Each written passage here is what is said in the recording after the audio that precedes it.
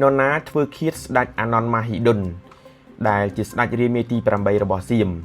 អាចកំបាំងមួយនេះកំពុងតែរកចម្លើយជាក់លាក់មួយមិនឃើញជាច្រើនឆ្នាំមកហើយនៅក្នុងសង្គមរបស់សៀមថ្ងៃនេះខ្ញុំបានឃើញអត្ថបទមួយដែលបានបង្ហោះផ្សាយដោយលោកម៉ៅវុធាដែលលោកបានរៀបរាប់ថានៅពេលវេលាព្រឹកប្រហៀមស្រាងថ្ងៃទី9ខែមិថុនាឆ្នាំ1946នៅក្នុងព្រះបរមរាជវាំងនៃរាជវង្សចក្រីសៀមដោយមានព័ត៌មានថាព្រះបាទអាណន់ម៉ាហ៊ីដុនរាមាទី8បានសោយទីមង្គតហើយនៅក្នុងព្រះរាជដំណាក់របស់ព្រះអង្គបានឃើញព្រះកាយរបស់ព្រះអង្គសុគតនៅក្នុងក្រឡាបន្ទំដោយមានរបួសដោយត្រូវនឹងគ្រាប់កាំភ្លើងនៅចំព្រះសេរសានាពេលវេលានោះព្រះអង្គទើបតែមានព្រះជន្មត្រឹមតែ20ព្រះវស្សាតែប៉ុណ្ណោះហើយព្រះអង្គសុគតតែប៉ុន្មានម៉ោងមុនពេលធ្វើដំណើរត្រឡប់ទៅសិក្សានៅឯប្រទេសស្វីស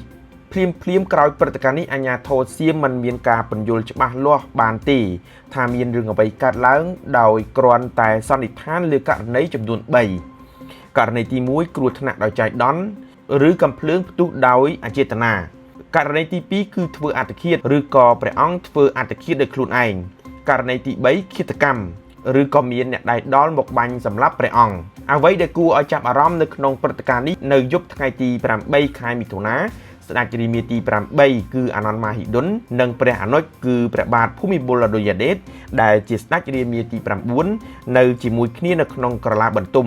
ហើយនៅពេលវេលាព្រឹកឡើងពេលដែលហេតុការណ៍ផ្ទុះឡើងនោះព្រះអនុជភូមិបុលគឺជាមនុស្សម្នាក់នៅក្នុងចំណោមអ្នកដែលនៅក្បែរកន្លែងកើតហេតុលើពីនេះទៅទៀតនរណាក៏ដោយឲ្យតែលើកយករឿងនេះមកនិយាយនឹងត្រូវបានទទួលទោសតាមច្បាប់មើលងាយប្រជាស្ដារនៃរាជវង្សចក្រីរហូតមកដល់សប្តាហ៍ថ្ងៃមូលហេតុពិតប្រាកដនៃមរណភាពរបស់ព្រះបាទអាណន់ម៉ាហ៊ីដុលរាមាទី8នៅតែមិនមានការឯកភាពគ្នានៅក្នុងចំណោមអ្នកប្រវត្តិសាស្ត្រនិងអ្នកស្រាវជ្រាវវានៅតែជាប្រធានបទដែលត្រូវបានសិក្សានិងជជែកវែកញែកជាបន្តបន្ទាប់នៅក្នុងប្រវត្តិសាស្ត្រសៀមហេតុអ្វីបានជាវានៅតែជាអាចកំបាំងកន្លែងកើតហេតុត្រូវបានរំខានមុនពេលស៊ើបអង្កេតពេញលេញសក្ខីកម្មជាច្រើនមានការផ្ទុយគ្នា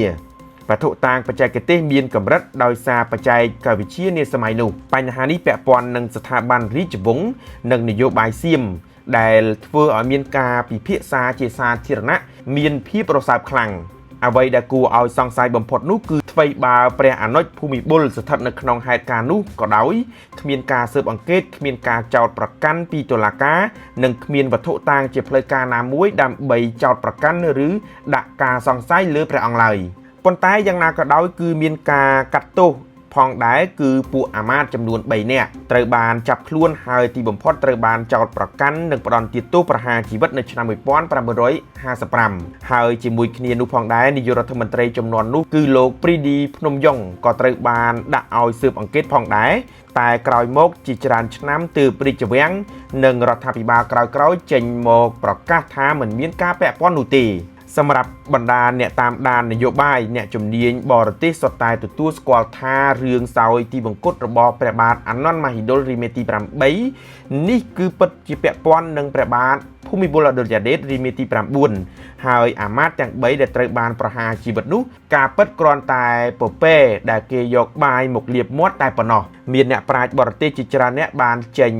មកនិយាយរឿងនេះដូចជាលោក Rennie Krugerគឺជាអ្នកកាសែតនិងអ្នកនិពន្ធជនជាតិអង់គ្លេសដែលបាននិពន្ធសៀវភៅមួយសិក្សាលម្អិតមួយអំពីការសោយទីបង្គត់នេះលោក Paul Hartley គឺជាអ្នកកាសែតអាមេរិកដែលបាននិពន្ធសៀវភៅដ៏ល្បីមួយដែលមានឈ្មោះថា The King Never Smiled នៅឆ្នាំ2006ជាដើមលោកម៉ៅវុធាក៏បានសរសេរថាលោកលើកយកសក្ខីកម្មរបស់លោក Kenneth London មកនិយាយវិញលោក Kenneth London គឺជាអ្នកសិក្សាការទូតនិងអ្នកជំនាញសហរដ្ឋអាមេរិកអំពីប្រទេសសៀមដែលមានឥទ្ធិពលខ្លាំងនៅក្នុងការសិក្សាប្រវត្តិសាស្ត្រនិងនយោបាយសៀមនៅពាក់កណ្ដាលទសវត្សរ៍ទី20លោកនិងភរិយាធ្លាប់រស់នៅប្រទេសសៀមជាច្រើនឆ្នាំនៅក្នុងនាមជាបេសកជនសាសនាមុនពេលលោកចូលបម្រើការនៅក្នុងក្រសួងការបរទេសសហរដ្ឋអាមេរិកនិងក្លាយជាអ្នកជំនាញសំខាន់អំពីសៀមភរិយារបស់លោក London បាននិពន្ធសៀវភៅមួយដ៏ល្បីដែលមានឈ្មោះថា Anna and the King of Siam ដែលក្រោយមកក្លាយជាមូលដ្ឋានសម្រាប់ខ្សែភាពយន្តនិងល្ខោនតន្ត្រី The King and I ប៉ុន្តែស្នាដៃនេះត្រូវបានពួកសៀមរិះគន់ខ្លាំង និងហាមឃាត់ព្រោះចោទថាមិនត្រឹមត្រូវតាមដានប្រវត្តិសាស្ត្រដោយសារតែលោកលន់ដុនជាជនបរទេសមួយរូបដែលមានទំនាក់ទំនងយ៉ាងជិតស្និទ្ធជាមួយនឹងអិសរាជជនសៀមនៅក្នុងទសវត្សរ៍ឆ្នាំ1940បន្ទាប់ពីព្រឹត្តិការណ៍ថ្ងៃទី9មិថុនាឆ្នាំ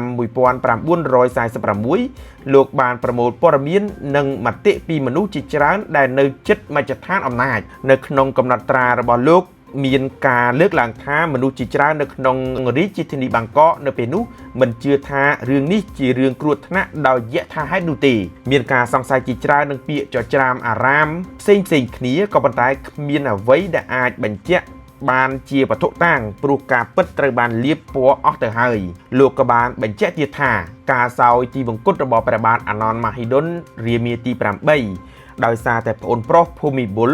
នេះគឺជាលទ្ធភាពដែលទំនងបំផុតចំណុចនេះត្រូវបានទទួលស្គាល់ដោយអ្នកជឿជាក់លើហេតុផលទាំងអស់តាមពិតមនុស្សជាច្រើនជឿជាក់ថាព្រះបាទភូមិបុល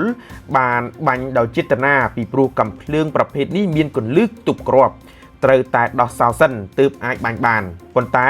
លោកគិតថាអ្វីដែលកើតឡើងសំខាន់បំផុតគឺអាចដែលព្រះបាទភូមិបុលចង់ធ្វើជាស្ដេចហើយនឹងសាកល្បងខ្លាចជាស្ដេចដែលល្អជាងបងប្រុសតែប៉ុណ្ណោះតាមប្រសាសន៍របស់លោកបើនិយាយឲ្យស្រួលស្ដាប់គឺប្អូនប្រុសច្រណែនហើយសម្រាប់បងប្រុសដើម្បីឡើងសោយរាជ្យតាមការពិតមានរឿងជាច្រើនដែលសរសេរដោយពួកអ្នកនិពន្ធបរទេសបញ្ជាក់ពីការច្រណែននេះបើទោះបីជាបងប្អូនទាំងពីរនេះស្និទ្ធស្នាលគ្នាតាំងពីតូចមកក៏ដោយសក្ខីកម្មរបស់លោក Kenneth London ដដែលបានពណ៌នាអំពីរាត្រីមួយដែលលោកបានជួបនឹងជជែកជាមួយនឹងព្រះបាទភូមិបុលហើយស្ដេចអង្គនេះបញ្ជាក់យ៉ាងច្បាស់ពីការប្រៀបធៀបខ្លួនជាមួយនឹងព្រះរាមរបស់ខ្លួនលោកបានរៀបរាប់ថានៅក្នុងរាត្រីថ្ងៃទី26ខែធ្នូឆ្នាំ1945 Charles Irena និងខ្ញុំបានទៅព្រះបរមរាជវាំងហើយយើងកំពុងឈរក្រេបភេសជ្ជៈរំពេចនោះភ្លើងក៏បានរលត់ព្រះបាទភូមិបុលមិនបានជក់បារីទេប៉ុន្តែទ្រង់កាន់ដៃកេះមកបញ្ឆេះភ្លើងឲ្យម្ដាយរបស់ទ្រង់ជាអ្នកជក់បារីគ្រប់គ្នាឈរនៅក្នុងភាពងងឹតតែមានតែទ្រង់មួយទេដែលមានពន្លឺនៅនឹងមុខដោយសារតែភ្លើងដៃកេះហើយទ្រង់ក៏ញញឹមហើយសើចហើយបាននិយាយថាមើលមកខ្ញុំជាស្ដេចដែលល្អជាងបងប្រុសរបស់ខ្ញុំទៅទៀតរឿងរ៉ាវនៃការសោយទីវង្គតរបស់ព្រះបាទអាណនម៉ាហ៊ីឌុលរាមាទី8របស់សៀមនេះនៅតែជាអាចកំបាំងមួយដែលมันអាចលាតត្រដាងបានអស់រយៈពេលជាច្រើនឆ្នាំរហូតមកដល់បច្ចុប្បន្នហើយពាក្យចចាមអារាមផ្សេងគ្នាដែលពាក់ព័ន្ធនឹងការសោយទីវង្គតរបស់ព្រះបាទរាមាទី8របស់សៀមនេះកំពុងតែអណ្ដែតហោះដោយសញ្ញាសួរនៅក្នុងសង្គមរបស់សៀមមកដល់បច្ចុប្បន្ន